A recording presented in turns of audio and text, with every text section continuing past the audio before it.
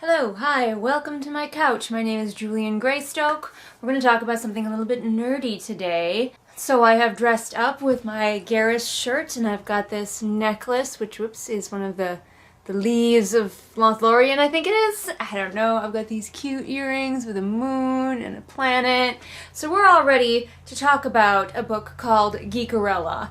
I was just going to do a super casual review. I'm still here on the couch after all, but then I was like, maybe I'll put on some lipstick. And then I might as well put on some eyeshadow as well, and pretty soon I was doing the whole thing. So here we are. I also felt like rather than catching up on my backlog of book reviews, instead reviewing a book that I'd just finished. I'm gonna go ahead and use my laptop, which is right here off screen, to read the synopsis of Geekerella, and then we will talk about it. Part romance, part love letter to nerd culture, and all totally adorbs. Geekerella is a fairy tale for anyone who believes in the magic of fandom. Geek girl Elle Whittemore lives and breathes Starfield, the classic sci-fi series she grew up with her late father. So when she sees a cosplay contest for the new Starfield movie, she has to enter. The prize, an invitation to the ExcelCon cosplay ball, and a meet and greet with the actor slated to play the Federation Prince Commodore in the reboot.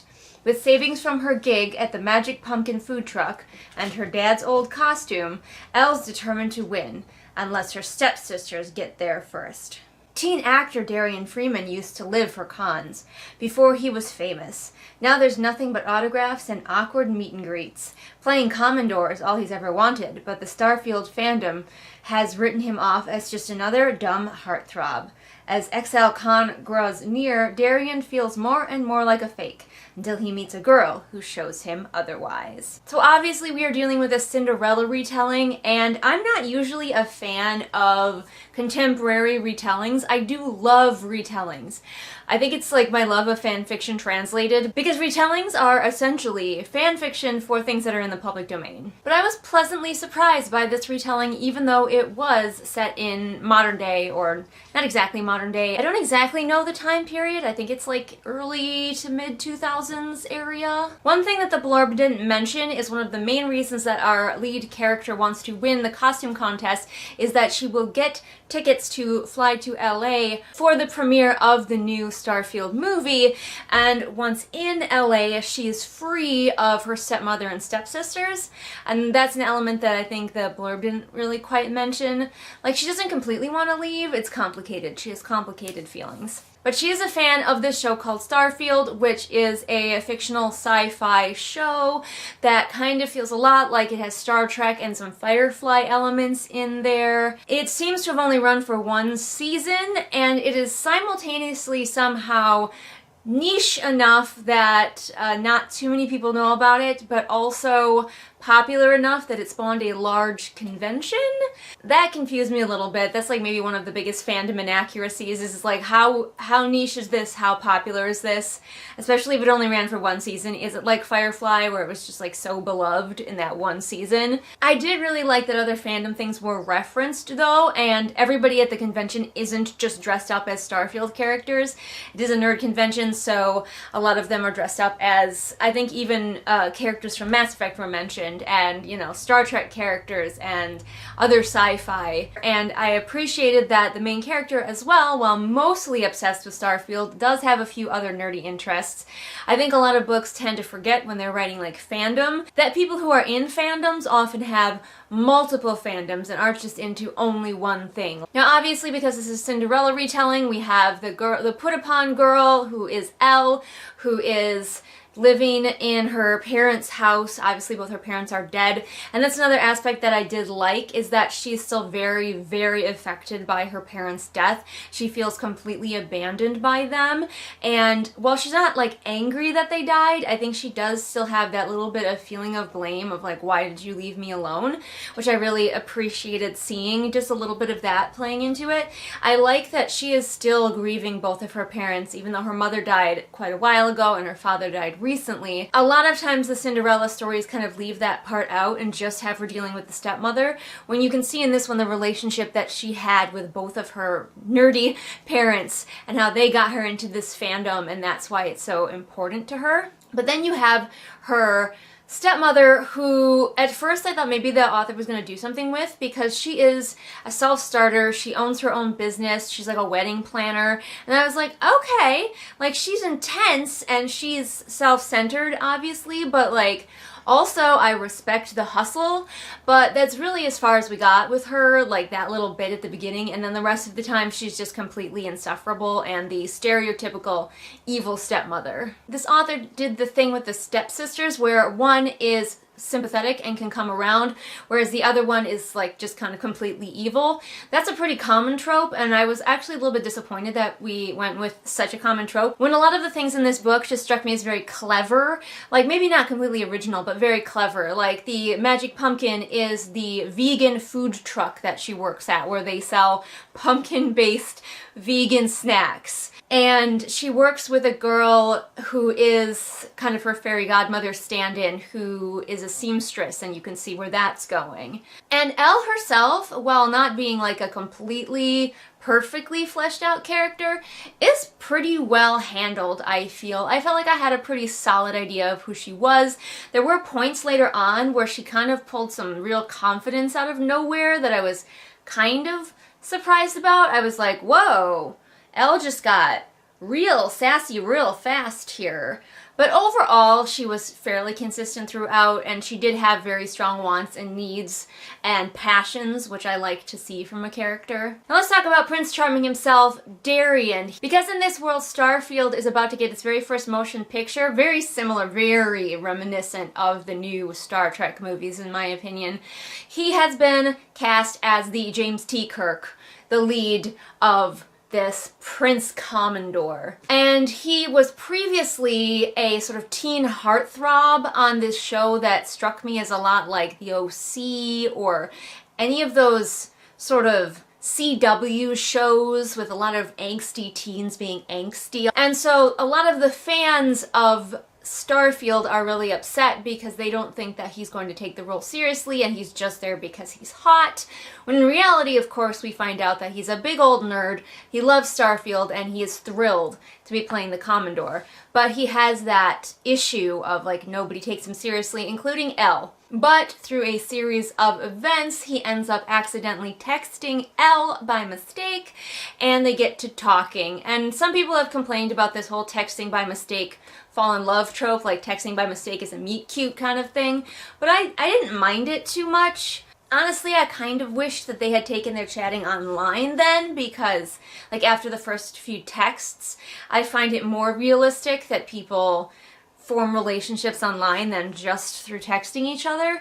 But I didn't mind it too much because I know it's a very common nerdy experience to find and build relationships with people you've never even seen. Plus, of course, it allowed the prince and Cinderella to fall in love with each other before they actually meet, which is, you know, the insta-love is a problem in the original story, so we gotta try and work that out somehow. And most retellings try to have the prince and Cinderella meet at some point, at least once, before the ball, which in this case, the ball is the con. The problem is that I think they spent a little bit too much time with Darien on him making the movie and his thoughts and feelings while making the movie. Him dealing with this really weird side plot where he's fake dating his female co-star just for the span of the movie, just for like the tabloids and stuff. I didn't really understand why that plot point was there, or maybe just to make the book longer, but it was so weird and it didn't really go anywhere, and it wasn't really used as like a conflict for him and Elle or anything. It was just there. And I could have done with a lot less of describing a lengthy stunt that he has to do that he's now like not certain that he wants to do at all. Him dealing with his completely overbearing dad who's just interested in him being a child star. Honestly, I didn't care so much about that stuff. I really wish that we had focused more on him talking with Elle, and I think that would have been great if they had moved it to online, because then they could do things like share media with each other as well as just chatting back and forth, because honestly I did not buy that there was even much of an attraction there. They started using a geeky romantic term from the show for each other that was like a term of love / endearment. Like in Dragon Age when, what's the word? Is it Venan or whatever? I don't remember actually how to pronounce it. Arlath ma Vanan. It was like that. Thank you for listening, Sia. And they started using that in each other really quickly, and it was like, I don't buy it. Something else that was a little bit interesting and I wish had been explored, but obviously I understand why it wasn't, because this book is just supposed to be a cute little retelling, and this would have been a little bit heavy for it, is the fact that the Commodore, the Captain Kirk of this series, is canonically black. And obviously, Darien is black. There is some mention in the story of, oh, I'm glad they didn't whitewash him, whatever. But as I didn't have a clear handle on when the original Starfield series came out, I kind of placed it in the 80s or maybe 90s, but mostly like 80s area, where it would have been really strange to have a black person, and possibly could that have been one of the reasons that the show didn't do as well back then. So when I originally filmed this, I had said that I thought of the Starfield show being filmed in the 80s, but in reality I had been thinking of it being more like the 60s when the original Star Trek was filmed, and so it makes a bit more sense. I'm sure there were plenty of black-led TV shows in the 80s. I can't name any off the top of my head, but it wouldn't have been quite as weird as in the 60s. And the 60s was more of when I thought the Starfield show had been filmed.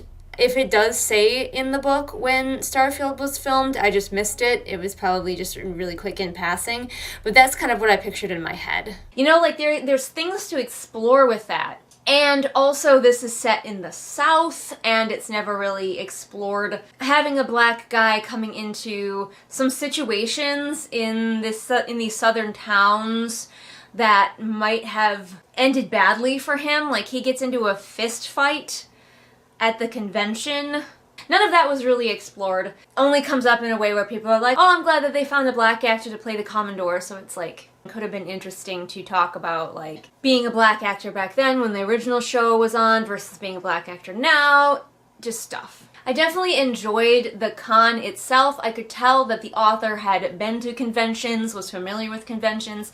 The only thing that is weird is, for plot reasons, when you bought your tickets in advance, you had to like print out your badge yourself, and then if you lost it, you were just SOL. Like, what? Normally you buy your ticket and then you go to the convention and they look you up and they hand you your badge. And they couldn't even look her up when she got there. So it's like, plot, that's why, but it didn't make any fucking sense. And honestly, I think that plot point could have been changed or left out and it would have been fine. I think those are all of my thoughts about Geekerella. I once again didn't take any notes because apparently that's who I am now. Overall, I enjoyed this book. It was a fun little read. Don't go into it expecting it to change your life or be anything beautiful or perfect or amazing. But if you're looking for a fun, fine retelling, I think you could do way worse than Geekerella. It is very cute. However, I will say, I listened to the audiobook, and at first I thought it was me, it was my player, but then I'm pretty sure that a few of the times when the voice actors would be reading and they would stop and they would say a line again with a slightly different inflection, whoever edited this audiobook did not edit carefully enough and left in some of those, especially as the book went on. There weren't very many at the beginning, but it almost felt like whoever was editing this got lazy the longer the book went on and stopped looking for them. So that was really weird. It definitely didn't ruin the experience for me. I didn't mind at all, and it wasn't so frequent that it was like super annoying. It was just something I noticed that I hadn't really experienced in many audiobooks before. But yeah, like I said, if you're looking for a really cute and fun retelling that is a little bit deeper than you may be expecting, check out Geekerella. And if you're looking for more romance in your life, you can check out my book, The Wolf and the Hawk, which is a fantasy romance,